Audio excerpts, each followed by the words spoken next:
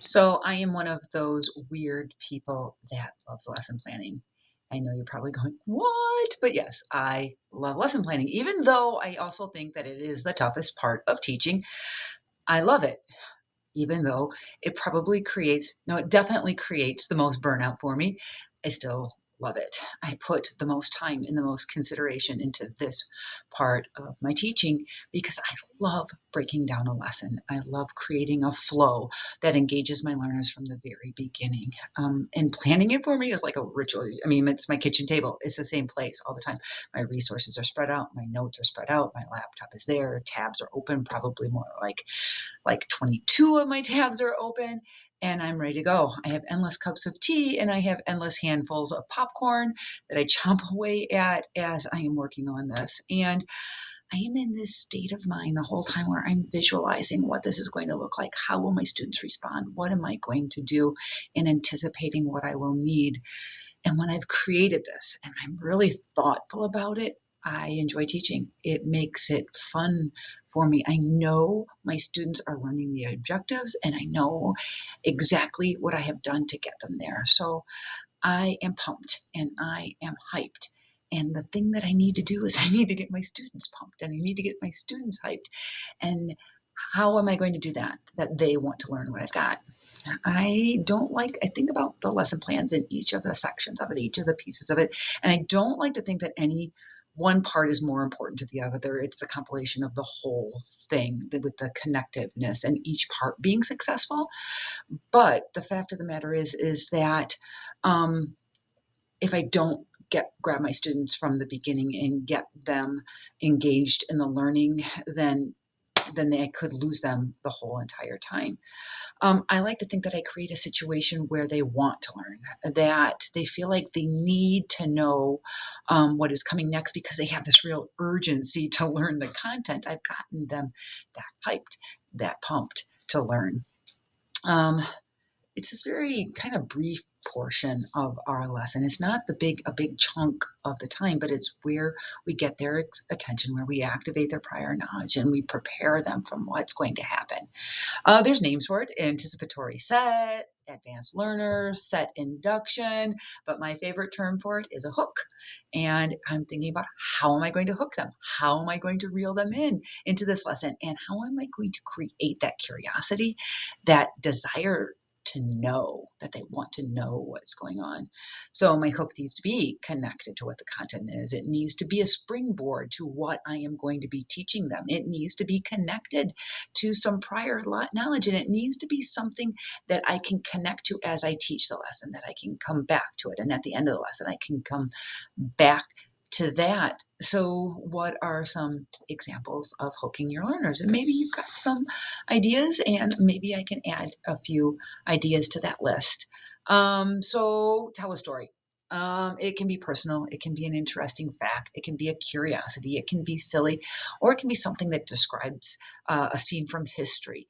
Um, you can read a book, and that is a great way to introduce a topic, but it can be more than just an introduction to a topic. It can be a mentor text, or it can be something, say a math lesson. Think Marilyn Burns, her list of books.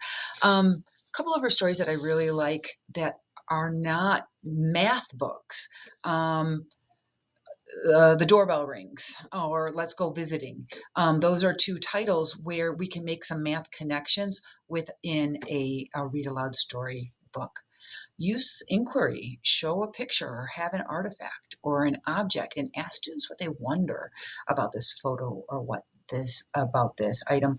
One of my favorite lessons that I did last year was about the Hoover Dam. I think I've talked about that before. And these kids, they looked at this picture, a black and white photo of Hoover Dam being built before they knew what it was, of some of the construction workers. And we kept coming back to that. And they kept adding to what they knew and applying it to that picture throughout the time. Burpee Museum, they have these teacher boxes that are amazing, where you can bring in its realia.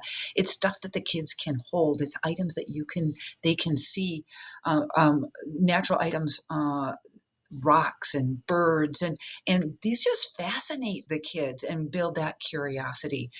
Um, use a video or an audio or a newspaper article with our websites like obviously YouTube, but think Brain Pop, think Newsella. There isn't a shortage of media that can be used. One thing I love connecting my lessons to is a Pixar or a Disney short, and the kids really love that.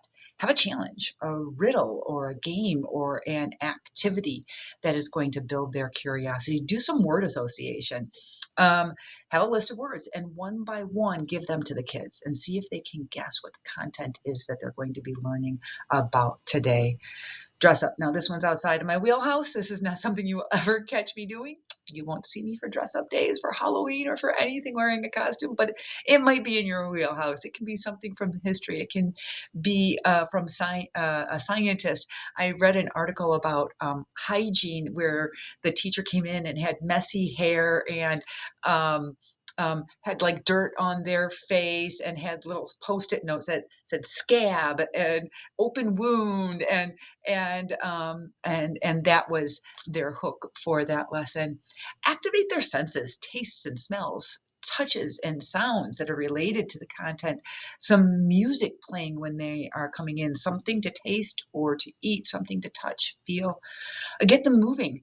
Start with a debate or an either or a take a stance and have them go to the four corners or go to either side of the room. These are all things that are going to get them interested. It's going to hook them. It's going to engage them in their learning. It's going to create that curiosity. It's going to create that urgency to learn the content that you are teaching them. So what are some things that you've used? What are some other ideas that you might have? Hit me up. Let's chat. Talk to somebody on your team. Um, we are at a point in history right now that our kids have stuff that are hitting them, their senses from all around them. Let's take advantage of that. That is what we know creates curiosity in them, and let's hit their senses. Let's hit them with some pieces of reality, something they can touch, something they can look at. Let's hit them with video clips and stories, and really get their minds thinking and create an urgency to learn. Um, have a great weekend, and I will talk to you later.